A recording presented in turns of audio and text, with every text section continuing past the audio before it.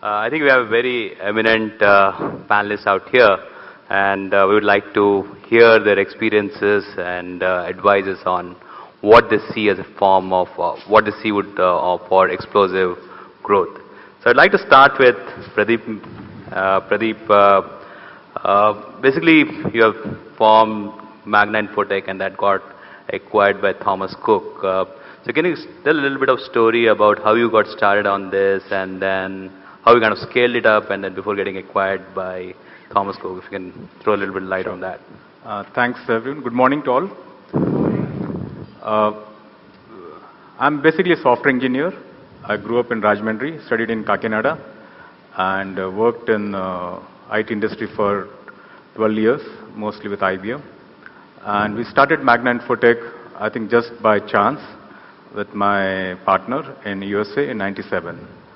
And I came back to Hyderabad in '99, and in 2002, I restarted Magna Infotech Private Limited in India with one contract with IBM.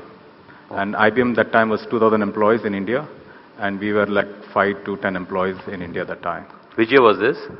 2002. 2002, okay. 2002.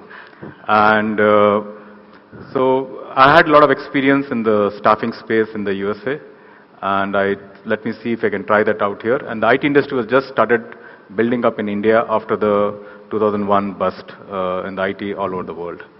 And as the journey continued, I stayed with the contract staffing. I was not keen on any other hiring, where all the clients in India were struggling to hire full-time employees. And here I am sitting and trying to sell a contract employee to IBM and others in the country. It was a big hurdle, big challenge. There were big players in the industry with 500 times bigger than my size. But we sustained. And in this 2005, it's very interesting that one of the four partners, top four ENY, came and said that we want to acquire your company. I told I'm just too small to be acquired. That's when I realized that there is a value that what I'm doing. And from there, the journey was like we were growing. Till 2010, we had 220 clients, 8,000 employees, and we had the first transaction with the Thomas Cook that bought us out in 2013. Wow, awesome. So that's a small journey. We can dwell in the details how that whole thing happened. Yeah, I'm going to ask on those lines in the next set of questions. Prasad, you have been an angel investor, business transformation coach. Can you give an example of one or two startups whom you have seen scaling up? Sure. I just wanted to thank Satish for that exhaustive introduction. Basically, I had this experience of working with large organizations and also working with startups. So when you go to a large organization, you're forced to say, think small. Right. Think agile. Think speed. Right. How are you able to create that speed and agility? Sure. And in a small organization, you think scale. Right. How do you think about scale? I think a balance of both is super important for startups to scale. Right. I'll give you a real example from my portfolio. Sure. There's this startup, very passionate entrepreneur, first-time entrepreneur. He built a fantastic database of spare parts before actually going and putting up this company.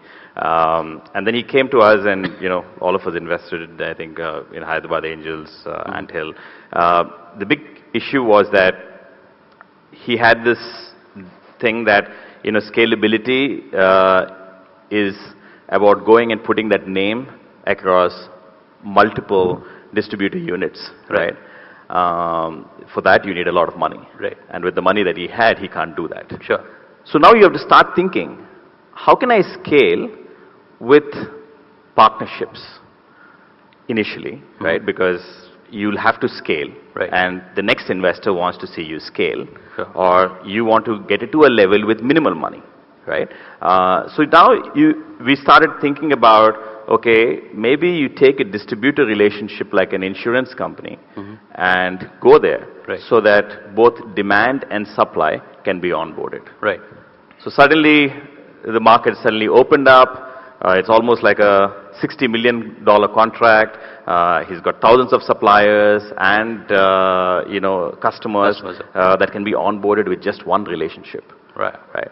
So you have to start thinking about scale like that. And when he actually did that, he was convinced that this is the right way to do it. Right. Okay. You can go to the consumers a little later, but maybe you have to try and think, is there a way, I know you're B2C, but is there a way to go B2B and be able to scale?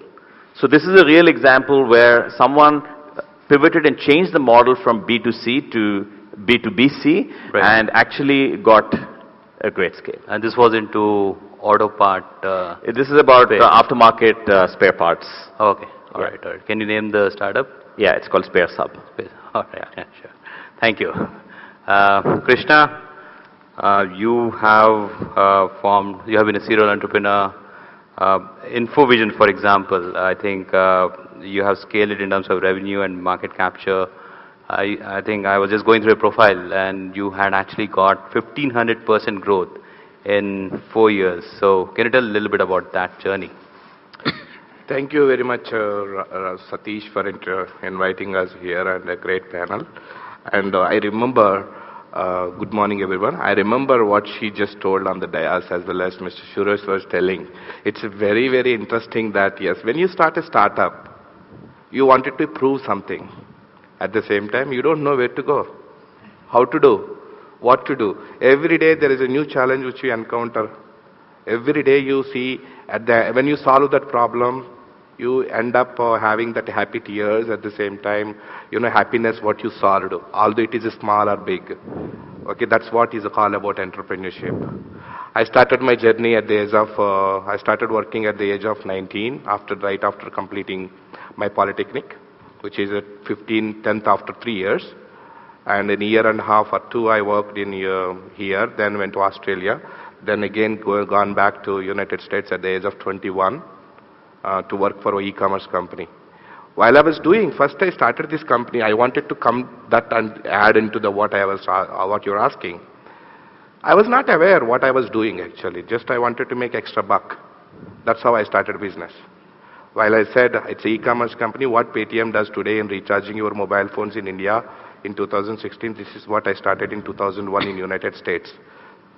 Through e-commerce, that means you go to this website and recharge your mobile phone by paying online. After that, after I sold this company at whatever reason, and that's where InfoVision started. Okay. Yes. I quit my job. I had 8 employees in the office, and my friends were telling, I took a big, huge office space, 3-acre campus in North Brunswick, having 8 employees. It's like it can support 200 employees office, believe it or not. And that's the whole savings will go out of the rent alone for the next 1 year, if I can say. Right. But, I jumped. The reason for me is I jumped into the ocean. I'll figure it out on the way. So what I did was, it's very interesting that, because of that heat is on my head, I have to run. So in short, what we did, 1,500% growth.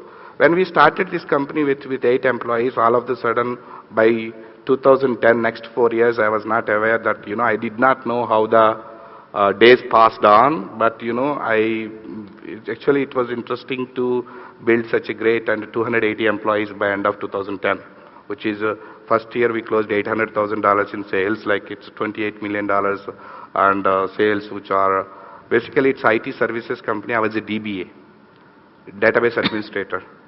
So what I did is I went to all the schools in and around East Coast and West Coast and recruited fresh graduates, MS students, and put them in a training only SQL Server DBA.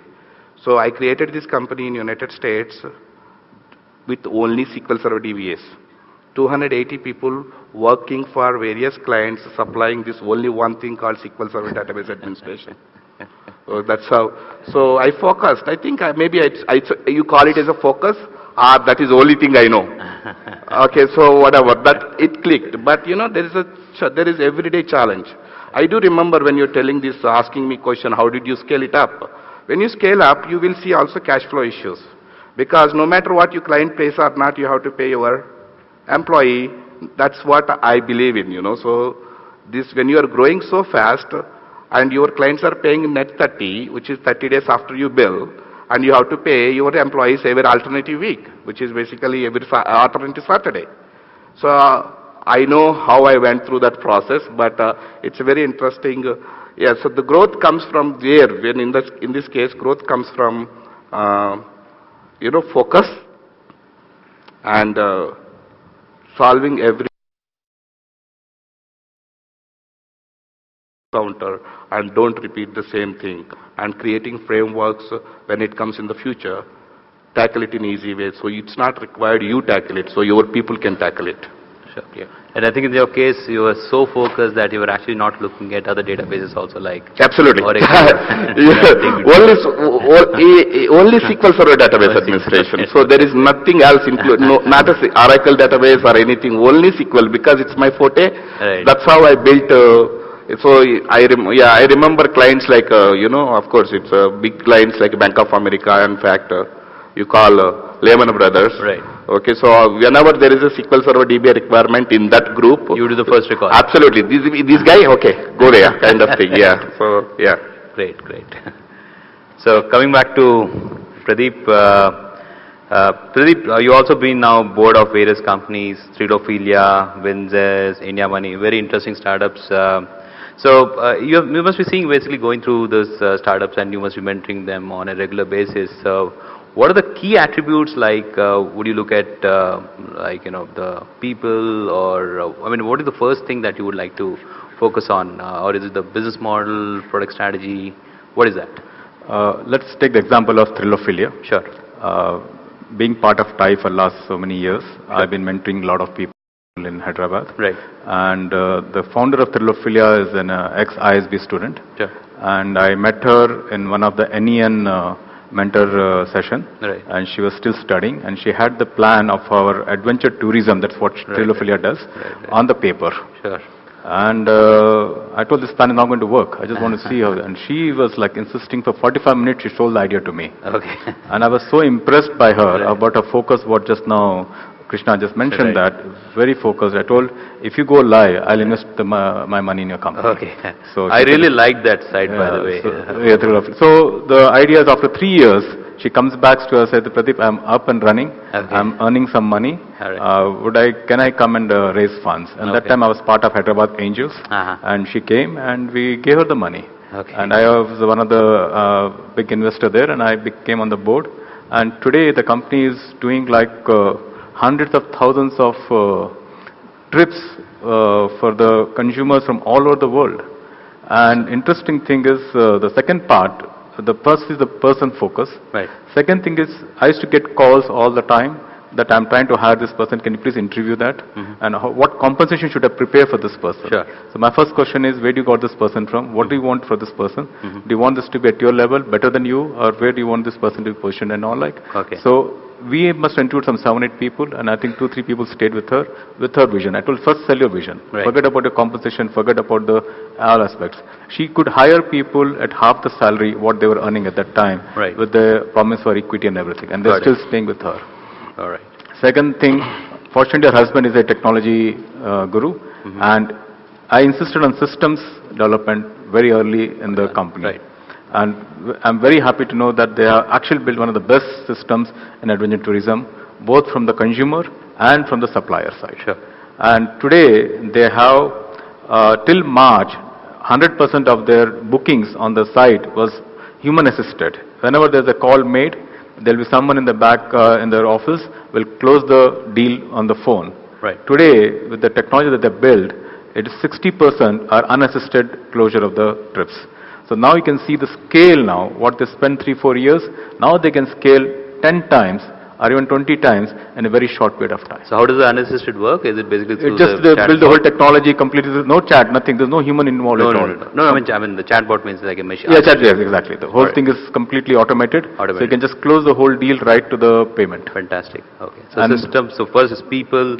Second is systems. Making Exactly. sure that. Making- Okay. and systems are very expensive. She Right. took the second round of funding, Right. which she got a really good funding, and that helped her to build the systems and all. Like, Sure. so it's a lot of effort to go there in scaling the part. But one thing is she never lost the focus, and right now she is actually trying to bring the cost down without compromising on the growth by moving the office from Bangalore to Jaipur, and that's a very big bold move. And I'm so happy by doing that and all. Like, so she's getting the best people at a lower price and at the same time keeping the cost. So she's ready for the scale.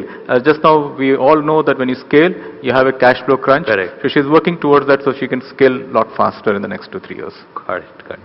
Thank you, Pradeep. I can talk about other companies. I think there are a few more companies, Yeah. but I think I'll let... Sure.